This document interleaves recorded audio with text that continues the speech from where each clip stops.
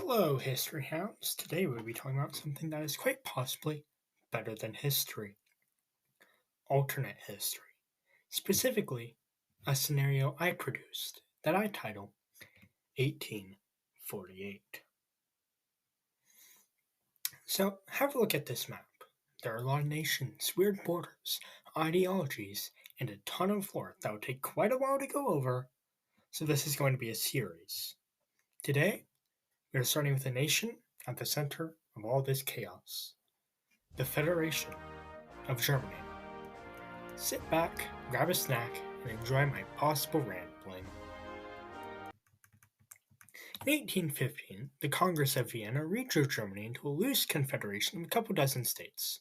Most notable of them were Prussia, Austria, who both held territories outside of the confederation, as well as Bavaria, the British backed Hanover, and Saxony. The confederation had a rocky start, with Prussia and Austria always at odds. After they battled for influence within Germany, the minor states were tossed around. Without much of a German identity being established in a decentralized culture, the vulnerability of the Confederation was obvious. Throughout the 1820s and 1830s, and well into the 1840s, reform was always pushed back on by Prussia and Austria. This would explode in 1848 with the German Revolution. Unlike in our timeline, the German Revolution doesn't start in Austria. It starts in Frankfurt. Quickly, German nationalists took over Hesse and used it as a rallying cry for the lesser German states to join the fight against the treason of Prussia and Austria. Due to a revolution in the Austrian controlled Hungary and revolts in Prussia, they didn't meet much resistance at first. By October of 1848, much of the Confederation was under nationalist control, and at the infamous Battle of Berlin, swaths of Prussian soldiers, seeking to support their German brothers in arms, committed insubordination and joined the revolution. This widespread mutiny forced Prussia to surrender, and all territories within the Confederation Prussia owned were ceded to the newly established German Federation, led by a council with representatives from each state. However, on the Austrian front, a much more interesting scenario played out. When Austria eventually crushed the Hungarian Revolution, and after Metternich resigned after the Vienna Revolt, Austrian generals revolted against the Kaiser instead of a fascist dictatorship.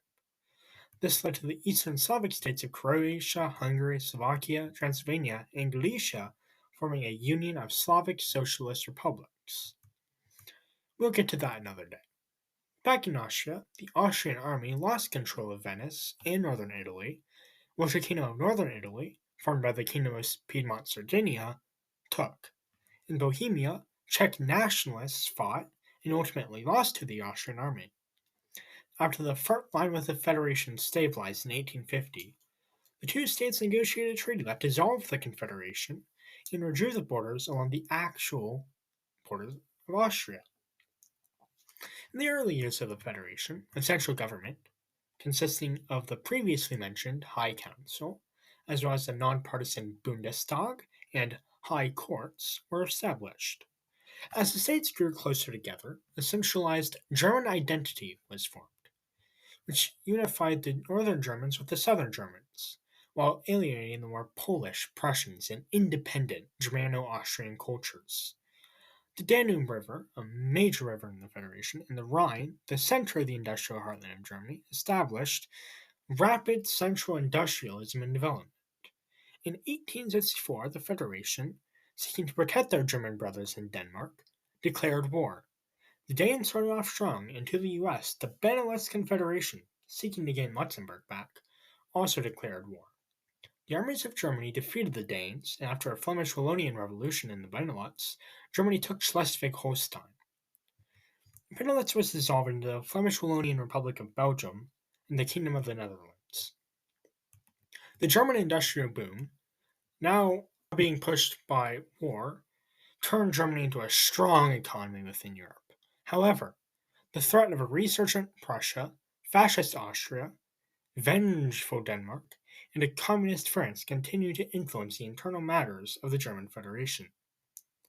Fascist idealism is still in the Federation, and the central government has instituted many reforms to tame the workers. The future of the Federation seems fortuitous, and its people are ever happier.